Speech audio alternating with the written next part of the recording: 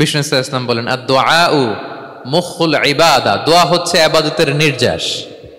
দোয়া কি? ইবাদতের নির্যাস। এবং আল্লাহর কাছে চাইলে আল্লাহ খুশি হয়, না চাইলে আল্লাহ বেজার হয়। ইন্টারেস্টিং না ব্যাপারটা? আর দুনিয়াতে বারবার চাইলে খুশি হন আপনি? একটা বিষয় নিয়ে একজনের কাছে গেলাম, ভাই একটু বিপদে পড়ছি, একটু হেল্প করেন, করলো।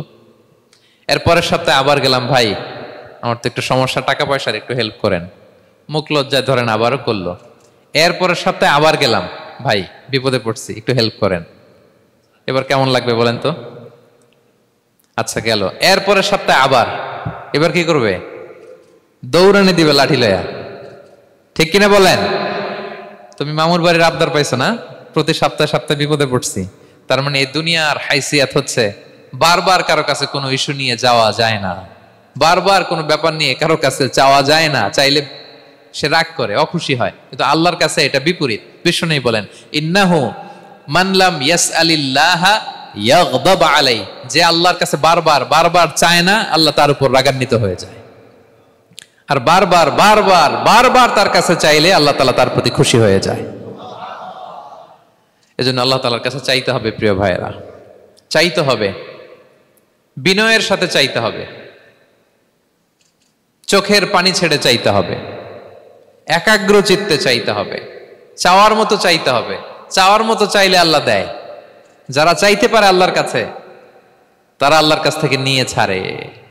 দেখবেন যেই বাচ্চা কাঁদে বেশি, ওই বাচ্চাকে মা দুধ খাওয়ায় বেশি, ঠিক কিনা? আর যেটা কাঁদে টাদে না, ওইটা টেক কেয়ারও কম। যেই ফ্যামিলিতে অনেক বাচ্চা কাচ্চা, দেখবেন যেটা কাঁদে বেশি, ওইটা টেক কেয়ারও বেশি। তো আপনি যত চাইবেন আল্লাহ তাআলা তত খুশি হয় আপনার প্রতি। কিভাবে চাবো? একাগ্র চিত্তে চাইতে হবে। আমরা অনেক সময় দোয়াও করি, আবার আরেক দিকে তাকায় আছি। এই যে দোয়া করতেছি, দেখেন আল্লাহুম্মা আমিন, রব্বানা আতিনা ফিদ দুনিয়া হাসানা ওয়া ফিল আখিরাতি হাসানা।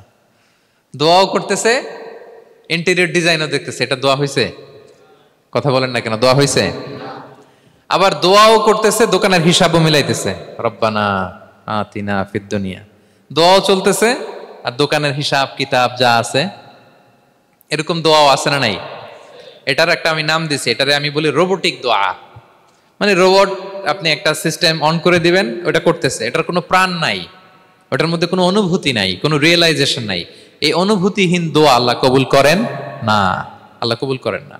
আপনার দোয়ায় প্রাণ থাকতে হবে, এখানে আপনার ধ্যান থাকতে হবে, মন থাকতে হবে, আপনার আকুতি থাকতে হবে, চাওয়ার মতো আল্লাহর কাছে চাইতে হবে। কিভাবে চাবেন? বিনয়ের সাথে চাবেন। আর ইয়াকিন রাখবেন আমার দোয়া আল্লাহ কবুল করবেই। উদুল্লাহ ওয়া আনতুম মুকিনুনা বিল ইজাবা, এমন ভাবে আল্লাহর কাছে চাও যে তুমি নিশ্চিত আমার দোয়া আল্লাহ কবুল করবেনই। আপনি নিশ্চিত হইলে আপনার দোয়া কবুল হয়ে যাবে। নিজেকে ছোট করে চাইবেন। ফাসআলুল্লাহ বিবুতুনি আকুফিকুম, বিষ্ণু বলেন তোমাদের হাতের তালুগুলো উপরের দিকে, ভিক্ষুকরা যেমনি চায়, স্যার 2 দিন ধরে কিছু খাই নাই স্যার, 2টা টাকা দেন, এই যে এইভাবে যে চায় হাত পাতে, এরকম হাতের তালুগুলো উপরের দিকে করে ভিক্ষুকের মতো আল্লাহর কাছে চাও। হাত তুলে চাও, হাত না তুলেও দোয়া করা যায়, হাত তুলেও করা যায়, কিন্তু বিষ্ণু বলেন হাত তুলে চাও। কারণ ইন্নাল্লাহা হাইয়ুন কারীম, আল্লাহ বড় লাজুক এবং লজ্জাশীল। বান্দা যখন হাত তুলে ভিক্ষুকের মতো কিছু চায়, ওই হাত খালি হাতে ফিরিয়ে দিতে আল্লাহ লজ্জা লাগে। খালি হাতে ফিরিয়ে দিতে আল্লাহ লজ্জা পান। হাত তুলে চাইবেন। দোয়াতে আল্লাহর নামগুলো ধরে ধরে ডাকুন, ইয়া আল্লাহ, ইয়া রহমান, ইয়া রহিম, ইয়া হাইয়ু, ইয়া কাইয়ুম বিরহমাতিকা আস্তাগীথ। আল্লাহর নাম ধরে ধরে চান, ওই দোয়া আল্লাহ কবুল করবেন। বিশ্বনবীর উপর দুরূদ পড়েন। যে বিশ্বনবীর উপর দুরূদ পড়ে না, ওই দোয়া আল্লাহর কাছে কবুল হয় না, এটা আকাশে পেন্ডিং থাকে। কুল্লু দুআ মুআল্লাক মাহজুব বাইনাস সামাই ওয়াল আরদি মা লাম ইউসাল্লা আলাইয়া। বিষ্ণু বলেন সব দোয়া আকাশে পেন্ডিং থাকে যতক্ষণ আমার উপর দুরূদ পড়া না হয়। মোবাইলে দেখবেন ব্যালেন্স না থাকলে মেসেজ পাঠালে কি হয়ে থাকে? ওইটা পেন্ডিং। আবার টপ আপ করলেই সেন্ট। তা আপনি যে বলেন হুজুর আমার দোয়া কবুল হয় না, কেন হয় না বলছেন এবার? হ্যাঁ, নবীর উপর দুরূদ পড়েন নাই তো। আল্লাহুম্মা সাল্লি ওয়া সাল্লিম ওয়া বারিক আলাই। শুরু করবেন বিশ্ব নবীর উপর দুরূদ দিয়ে, মাঝেও পড়বেন, শেষেও পড়বেন, আগেও পড়বেন, পরেও পড়বেন। আপনার দোয়া কবুল করবে কে? একাগ্র চিত্তে চাইতে হবে আল্লাহ তাআলার কাছে। ইফতারির আগে দোয়া কবুল হয়, দোয়া করবেন। বৃষ্টি যখন পড়ে দোয়া কবুল হয়, দোয়া করবেন। আর দুআউ মুস্তাজাবা বাইনাল আযানি ওয়াল ইকামা, আযান ইকামতের মাঝখানে দোয়া করলে দোয়া কবুল হয়। আম্মা আব্বা দোয়া করলে দোয়া কবুল হয়। হজ থেকে যে রিসেন্ট ফিরে আসছে তার কাছে যে দোয়া চাবেন, দোয়া করলে দোয়া কবুল হয়। খাতমুল কোরআনের পরে দোয়া করলে ওই দোয়া কবুল হয়। মাজলুম দোয়া করলে ওই দোয়া আল্লাহ ফেরায় না। আমরা যেন বেশি বেশি দোয়া করি। সেজদা দিব, কোরআন বলল আর হাদিস বলল। তেলাওয়াত করতে হবে আল্লাহর কাছে যেতে চাইলে, তাহাজ্জুদ পড়তে হবে আল্লাহর প্রিয় হতে চাইলে, বেশি বেশি দোয়া করতে হবে আল্লাহর নৈকট্যপ্রাপ্ত বান্দা হতে চাইলে। আর কি করব? বেশি বেশি জিকির করতে হবে আল্লাহর। সুবহানাল্লাহ, আলহামদুলিল্লাহ, লা ইলাহা ইল্লাল্লাহ, আল্লাহু আকবার, এগুলো পড়বেন। আস্তাগফিরুল্লাহ বেশি বেশি পড়বেন। নামাজ শেষে 33 বার সুবহানাল্লাহ, 33 বার আলহামদুলিল্লাহ, 33 বার আল্লাহু আকবার। এরপর 3 33 99 100তম মিলাবেন এইভাবে, লা ইলাহা ইল্লাল্লাহু ওয়াহদাহু লা শারীকা লাহু লাহুল মুলকু ওয়া লাহুল হামদু ওয়া আলা কুল্লি শাইইন কাদির। পড়েন, আপনারা পড়েন, সবাই পড়েন।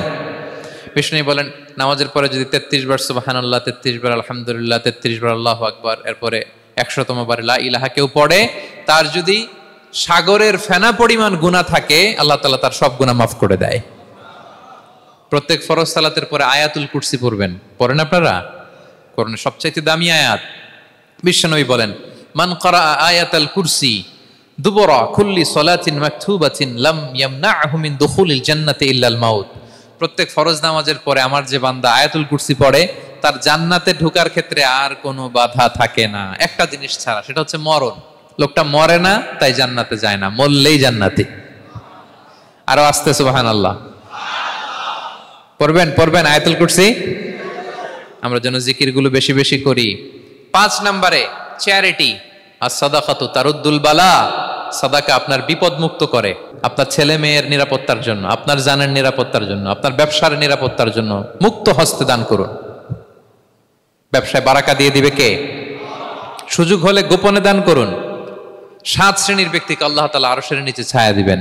এর মধ্যে 1 শ্রেণীর ব্যক্তি হচ্ছে রজুলুন তাসাদ্দাকা বিসাদাকা ফাআখফাহা, যে গোপনে দান করে। হাত্তা লা তা'লামু শিমালুহু মা তুনফিকু ইয়ামিনু, এত গোপনে দান করে যে তার ডান হাত কি দান করেছে বাঁ হাত সেটা টের পায় না।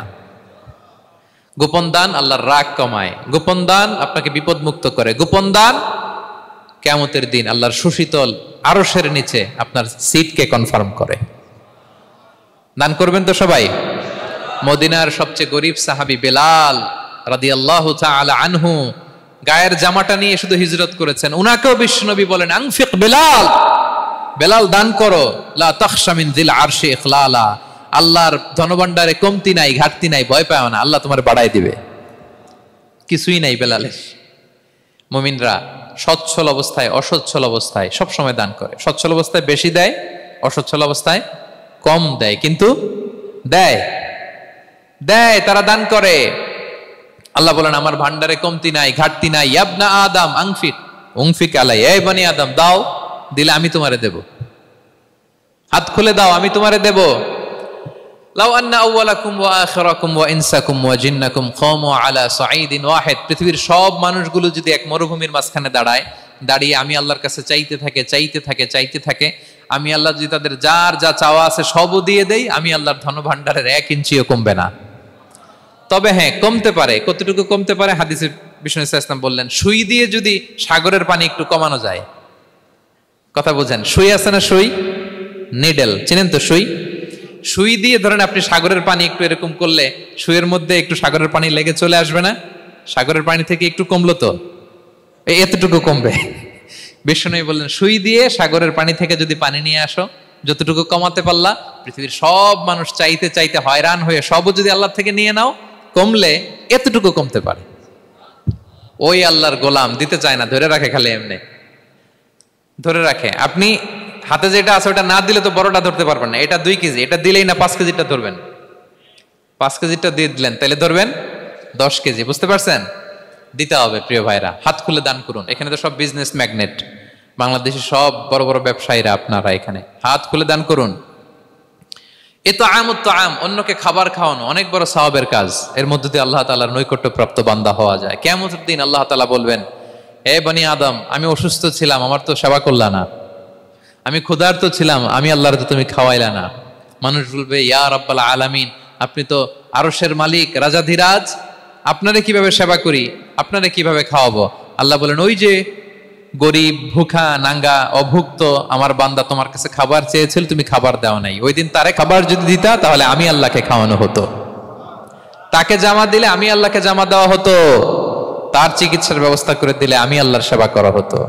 সুবহানাল্লাহ। ইফতার শেয়ারিং অনেক বড় সওয়াবের কাজ, মানুষকে খাওয়ানো অনেক বড় সওয়াবের কাজ, এগুলো যেন আমরা করি। আর যে ইবাদতগুলোর কথা বললাম যেগুলোতে আল্লাহ তাআলার প্রিয় ভাজন হওয়া যায়, এগুলো আজকে আলোচনা শুই না, আজকে সারা রাত একেবারে ফাটায় ফেলছে ইবাদত করে, কালকে আর খবর নাই, এরকম আছে না নাই? না। আহাব্বুল আ'মালি ইলাল্লাহি আদওয়ামুহা ওয়া ইন কাল্লা। আল্লাহর কাছে সবচাইতে প্রিয় আমল হচ্ছে ওইটা যেটা বান্দা রেগুলার ডেইলি বেসিসে করে, রেগুলার করে, যদিও পরিমাণে কম করে, যদিও পরিমাণে কম, কিন্তু নিয়মিত করে, এটা আল্লাহর কাছে বেশি প্রিয়। তাই যে সমস্ত নফল ইবাদতগুলোর মধ্য দিয়ে আমরা আল্লাহ তাআলার প্রিয় হব, আমরা যেন এগুলো রেগুলার করি ইনশাআল্লাহ। বলেন সবাই। আমরা যেন বেশি বেশি সেজদায় লুটিয়ে থাকি, আমরা যেন লম্বা সেজদা দেই, সেজদায় যেন আল্লাহর কাছে আমরা চাই, দোয়া করি। আমরা যেন বেশি বেশি আল্লাহর কোরআনকে তেলাওয়াত করি, আমরা যেন তাহাজ্জুদের সালাত পড়ি, আমরা যেন কায় মনোবাক্যে চোখের পানি বিসর্জন দিয়ে আল্লাহর কাছে দোয়া করি, আমরা যেন জিকির দিয়ে আমাদের জিহ্বাটাকে আল্লাহর জিকিরে যেন সবসময় সিক্ত রাখি, আমরা যেন হাত খুলে দান করি, আমরা যেন ইফতার শেয়ার করি, আমরা যেন সাদাকা করি। তাহলে আমরা আল্লাহ তাআলার প্রিয় হতে পারবো। কাছে আসার যে গল্প কোরআন শুনিয়েছে, আল্লাহ তাআলার কাছে আমরা আসতে পারবো, তার নৈকট্যপ্রাপ্ত বান্দাদের অন্তর্ভুক্ত আমরা হতে পারবো।